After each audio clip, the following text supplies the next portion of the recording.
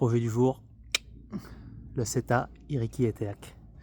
Peut-être le premier CETA, on va voir. Je sais pas ce que ça va donner. Qu'est-ce que t'en penses? Tu penses que je peux le faire cette fois-ci? Bon, ça fait 1 an qu'on le travaille, ce premier CETA. C'est un CETA qui est très très long. Je crois qu'il y a plus de une quinzaine, voire une vingtaine de moves dedans. Et en ce moment, j'ai plus de force, je me sens mieux. Donc il y a moyen que ça se fasse. Bon, je vous décris un peu le bloc. On démarre ici, avec les mains, talons. On traverse, et là il faut traverser à l'intérieur.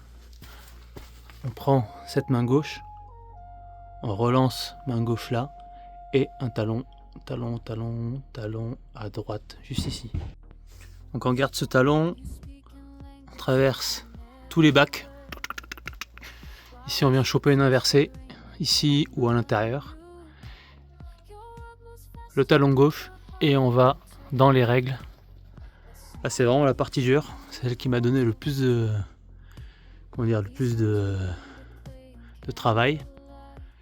Et une fois qu'on vient avec les deux mains ici, on envoie main droite sur la règle qui est juste là. Et on sort dans un bac mais bien plat, c'est pas un vrai bac. Et pour moi le plus dur c'était de venir mettre son talon ici là. Tac. Avant de relancer la main droite tout en haut. Alors la petite histoire avec ce bloc, c'est que j'ai commencé à grimper au jet ski ball il y a 2 ans. Je crois que je faisais à peine du 6A, tout juste. Et en fait, la première fois que j'ai vu ce rocher, je me suis dit, waouh, mais jamais je ferais ce bloc. Il me faisait presque peur. Et donc, du coup, pendant 2 ans, avec Vic, on a grimpé, on a pris du niveau, on est passé du 6A au 6C.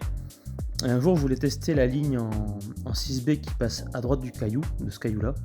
Et Vic m'a suggéré, bah, écoute, pourquoi est-ce qu'on ne travaillerait pas notre premier CETA ici dans ce même bloc? Et j'ai regardé un peu les prises, la longueur du bloc, je me suis dit, waouh, c'est vraiment long, va falloir avoir pas mal de résistance. Et c'est comme ça qu'on a commencé à travailler Iriki et Teak 7A. On a travaillé, je crois, sur 3 séances, énormément d'échecs, on a testé plusieurs méthodes différentes, surtout pour la méthode de fin. Et il y a 10 mois, en fait, j'enchaîne tout le bloc, sauf qu'au dernier mouvement, mon talon zip. Et voilà, je casse la figure. Et je savais que c'était la dernière fois que j'allais le travailler, parce qu'après, je devais préparer ma traversée des Pyrénées. Donc, mentalement, j'étais un peu au fond. Là, je vous ai mis en image en fait, le travail du bloc. Donc, la première section qui démarre en bas tout à droite, qui traverse. On vient mettre un talon, on remonte toute la série de bacs, c'est que des très bonnes prises dans ce bloc. Et là, donc on lâche le talon, on absorbe un gros ballon avant d'arriver donc du coup à la partie, à cette section-là où tu as des règles, de très bonnes règles, mais qui picotent un peu. Et ensuite, on doit passer le talon à droite, comme on voit ici. Et vraiment, on tient tout sur les règles, c'est presque du no-foot. J'ai réussi à gratter des pieds, mais c'est pas évident.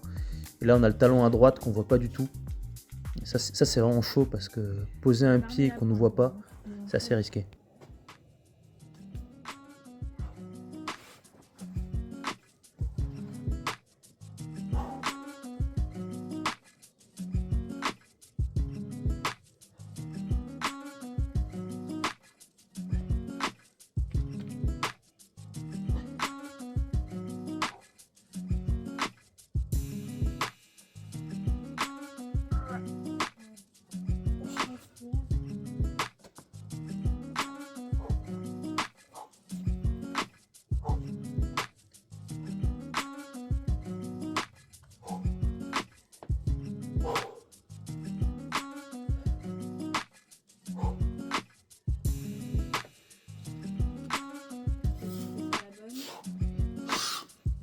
Ah!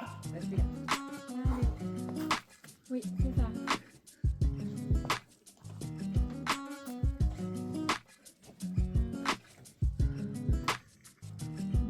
Allez, allez. Allez. Allez, la pointe. Allez, la pointe.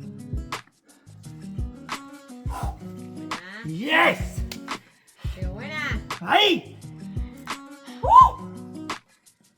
Primero, bien. Putain, ça c'est bon ça. Felicita. El trabajo de los podromos está ahí. C'était une top session aujourd'hui. Je pense que la différence, c'était sur le travail de ces 2 derniers mois où j'ai fait quelques séances de force pour les doigts et pour les tractions. Et je pense que c'est vraiment payé, en tout cas en salle. Ça m'a permis de gagner deux niveaux de cotation. Donc je suis passé du 6B+ à 7A. Non, 6C, pardon, à 7A. Et je pense que ça a vraiment fait la différence. Voilà, allez, on est sur une fin. On a aussi travaillé d'autres blocs, mais comme on n'a rien passé d'autre, ça servait à rien de vous les montrer. Allez, à bientôt tout le monde.